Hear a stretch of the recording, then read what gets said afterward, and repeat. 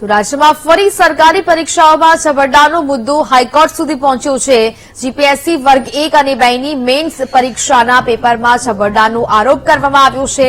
Paper તપાસનારે ખોટા જવાબો લખનારને પણ ગુણ આપ્યાનો આરોપ કરવામાં આવ્યો છે। સરખા જવાબો લખવા છતાં એકને સાચો જ્યારે અન્યને ખોટો ઠેરવાયો। ગુજરાત વહીવટી સેવા વર્ગ 1, મુલકી સેવા વર્ગ 1 અને 2 ની પરીક્ષામાં છબરડાનો આરોપ કરાયો છે। ગુજરાત નગરપાલિકા મુખ્ય અધિકારી વર્ગ 1 અને 2 ની મેઇન્સ પરીક્ષા પણ વિવાદમાં આવી છે। 128 ઉમેદવારોએ આન્સર શીટ સાથે પરિણામને હાઈકોર્ટમાં પડકાર્યું। મોડેલ આન્સર કીના આધારે પેપર તપાસવા ઉમેદવારોની માંગ છે। આયોગ દ્વારા વર્ણનાત્મક પ્રશ્નો માટે મોડેલ આન્સર કી તૈયાર કરવામાં નથી આવતી। વિસ્તૃત પ્રશ્નો અંગે એસઓપી તૈયાર કરવાની માંગ સાથે હાઈકોર્ટમાં અરજી થઈ છે।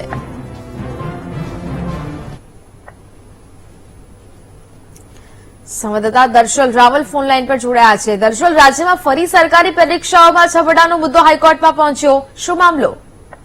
જી નેહા, આ છબરડાની વાત કરીએ તો એક સામાન્ય બાબત બની ગયો હોય તેમ લાગી રહ્યું છે, કારણ કે અવારનવાર આ પ્રકારના કિસ્સાઓ સામે આવી રહ્યા છે અને હાલ જે આ કિસ્સો સામે આવ્યો છે એક આ સૂત્રો પાસેથી માહિતી મળી રહી છે અને આરટીઆઈ એક એક્ટિવિસ્ટની આરટીઆઈ ની અંદર આ ખુલાસો થયો છે, જેમાં જીપીએસસી ની પરીક્ષાના પેપર ચેકિંગમાં છબરડો થયો સામે આવ્યો છે કે જેમાં ક્લાસ 1 અને 2 ની જે મેન્સની પરીક્ષાના પેપર જે ચેકિંગ કરવામાં આવ્યા તેમાં છબરડો થયો છે, જેમાં સરખા જવાબ લોકોએ આપ્યા હોય પરંતુ એકનો જવાબ ખોટો દર્શાવાયો હોય અને એકનો જવાબ સાચો દર્શાવાયો, એટલે કે સરખા જવાબ હોવા છતાં પણ ક્યાંક જે છે આ પ્રકારે પ્રક્રિયા કરવામાં આવી હોવાનું સામે આવ્યું છે। એટલે કે તેની અંદર ક્યાંક નાણાકીય લેવડ દેવડ હોય અથવા અન્ય કારણસર હોય કે જેના કારણે આ પ્રકારે બે સરખા જવાબ હોવા છતાં પણ એકમાં જો ખોટો આન્સર બતાવવામાં આવે તો એ જ બતાવે છે કે લોકોની મિલી ભગત અથવા તો અન્ય બાબતને લઈને આ પ્રકારે છબરડાઓ કરવામાં આવે છે। આ જ બાબતે 128 ઉમેદવારોએ આન્સર શીટ સાથે પરિણામને હાઈકોર્ટમાં પડકાર્યું છે અને મોડેલ આન્સર કીના આધારે પેપર તપાસવા ઉમેદવારોએ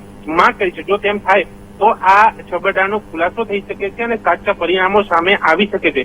આ પ્રકારની હાલત કેટલા સામે આવી છે એટલે હવે જોવાનું એ રહે છે કે હાઈકોર્ટની અંદર આ મામલો કઈ રીતે આગળ વધે છે અને સાથે જીપીએસસી ની જે પરીક્ષા ચેકિંગની આ બાબત છે તો તેની અંદર આગળ શું પ્રક્રિયા કરવામાં આવે છે અને સરકાર શું પગલાં લે છે।